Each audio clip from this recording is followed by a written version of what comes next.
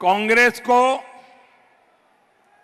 उनके साथियों को जहां जहां उनकी सरकारें हैं, चाहे तमिलनाडु में हो, केरल में हो, कर्नाटका में हो, तेलंगाना में हो, पश्चिम बंगाल में हो,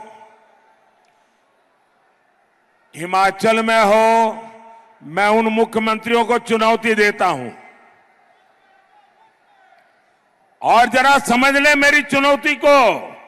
ये मेरा पॉलिटिकल स्टेटमेंट नहीं है, ये मेरा चुनावी स्टेटमेंट नहीं है। मैं बड़ी गंभीरता से एक विषय को छेड़ना चाहता हूं और जो मीडिया वाले अपने आप को बड़ा खैरखा मानते हैं, अपने आप को न्यूट्रल मानते हैं, वो जरा इनके मुख्यमंत्रियों को जाकर के सवाल पूछे। ये उनके शहजादे आए दिन उद्योगों का विरोध करते हैं, उद्योगपतियों का विरोध करते हैं, निवेश का विरोध करते हैं। आने वाले दिनों में कौन उद्योगपति उनके राज्य में जाकर के पूंजी निवेश करेगा? उन राज्यों के नौजवानों का क्या होगा? ये महाराष्ट्र में जो लोग चुनाव लड़ने के लिए हमारे सामने हैं, क्या वे शहजादे की इस भाषा को मान्य करते हैं क्या?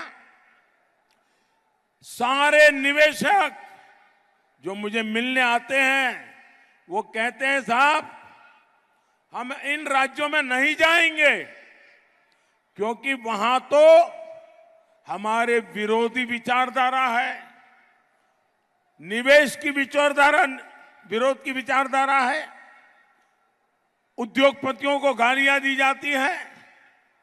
मैं उन राज्यों के नौजवानों को पूछता हूं, जो शहजादे की भाषा को सुनकर के कौन उद्योगपति उन राज्यों में आएगा? वो 50 बार सोचेगा कि शहजादे की ये नीतियां हैं तो उनके मुख्यमंत्री भी वैसा ही करेंगे, हमारा उद्योग पैसे तो लग जाएंगे, बर्बाद हो जाएगा। और फिर चिल्लाना मत कि हमारे यहां से उद्योग चले गए, फलाने राज्य में गए, टिकने राज्य में गए। ये आपके शहजादे की भाषा के कारण आज दुनिया से इतने उद्योगकार आ रहे हैं, आपके राज्य में आने को कोई तैयार नहीं है, निवेश करने को तैयार नहीं है। और मुझे, मेरे लिए हिंदुस्तान के किसी भी कोने का नौजवान वो मेरा अपना है। ये जो शहजादे की भाषा है, उद्योगकारों के खिलाफ जो बोला जा रहा है, उद्योगों के खिलाफ बोला जा रहा है, निवेश के खिलाफ बोला जा रहा है, देश के नौजवानों की जिंदगी तबाह करने की भाषा बोली जा रही है। क्या ये सारे मुख्यमंत्री उससे सहमत है कि विरोध में है? कोई निवेशक उनके यहां नहीं आएगा और फिर दूसरे राज्यों में चले जाएंगे और आप रोते बैठोगे और आपके राज्य के नौजवानों को पलायन करके उन राज्यों में जाना पड़ेगा जहां उद्योग लग रहे हैं। भाइयों बहनों,